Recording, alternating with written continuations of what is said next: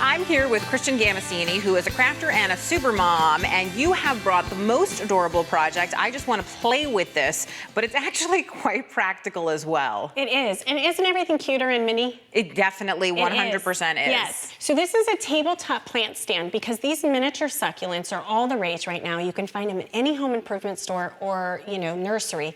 But I love the fact that they hang, and I love the fact that it takes minimal space. So even if you're in an apartment, if you're living in an apartment or if you're living in a smaller space, you can still have the fun hanging plants. Absolutely. So simple to make. We start with pieces of pine, and I actually have them cut for one 14-inch and four 10-inch pieces. The 10-inch pieces are for the legs, the 14-inch pieces for the top. I've pre-drilled my holes to hold our hanging plants about 1 inch in on each end for your legs to attach to, and then about 3 inches apart to hang your plants. This will give you plenty of room for different size plants, or if you have ones that are maybe flowering and going, over the sides. And of course, we'll post all the dimensions on the website. Yes. So we are going to stain, and I'm using a pine colored stain because I really like that natural look, and I just like bringing out the wood grain of the pine. I think it just goes along with the flowers, that natural look, and it's just so pretty. You want to make sure you top coat this with something. Totally up to you, glossy, matte, what you want. And that's that just way. to seal in the stain. Just to seal in the stain. And, this is going to be something indoors, so you don't have to go crazy with stain and right. your coat. Although I assume because you're using water to water your plants, you also want to make sure it's something that's waterproof-ish. You do, especially if you're using live plants, you especially want to make sure that you are just protecting your wood. So we've got our wood legs cut, and I have pre-drilled holes here 4 inches down. And what we're going to do is we're actually going to crisscross these wood pieces and attach them with a screw. And I personally prefer to use a screwdriver for things like this because I feel like you can really make sure that you're pulling and gripping that wood together. Well, especially when you've pre-drilled the hole, it does make it a little bit easier. And especially with pine, which is so soft, then you don't split the wood. Exactly. And, you can always adjust. Now we are going to make our hangers, which is my favorite part because the leather just adds such a fun touch to the wood stand. I was gonna say, it definitely, for me, again, you're all about the beautiful finishing touches. This would be fine without the leather. The leather elevates it. It does, next level, right? And what's great about leather is you can actually go to the craft store and buy a big bag of leather scraps. And they're very inexpensive, and it would give you plenty to do this project with. So I have 3 strips of leather that I've cut just using sharp scissors, approximately 5 inches long and about 1.5 inches wide. And again, this is totally up to you how thick you want that leather piece to be. I've used a hole punch that would be for paper. It doesn't have to be anything fancy. It doesn't have to be specifically for leather. You want to make sure that you're making your hole big enough to put your leather rivet through.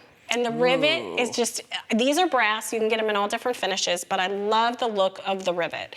So we've got our 5-inch piece, we've got double holes about 1/2 inch down on each side, because what we're gonna do is we're gonna fold this over and we're gonna push the rivet through, and it is gonna be a tight push, but that's what you want. Now, once you have it folded and you've got your rivet through, I'm actually taking a binder ring. This is something you would find at, an office supply store or a big box store.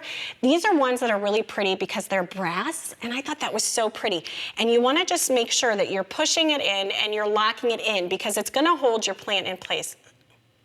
That one's being stubborn. It is, but that's okay.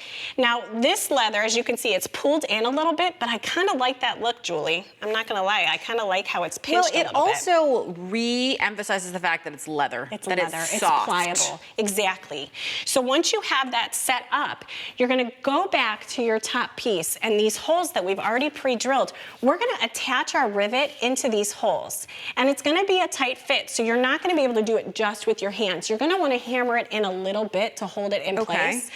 But it's gonna be able to hold the weight of the plant. Do you need to put a backing on the rivet? You don't, because it's a tight fit. So we're not using the back of the rivet, we're strictly using the front. Interesting, and it works, that's amazing. It works, because we're talking mini plants, right? They're not gonna be crazy heavy.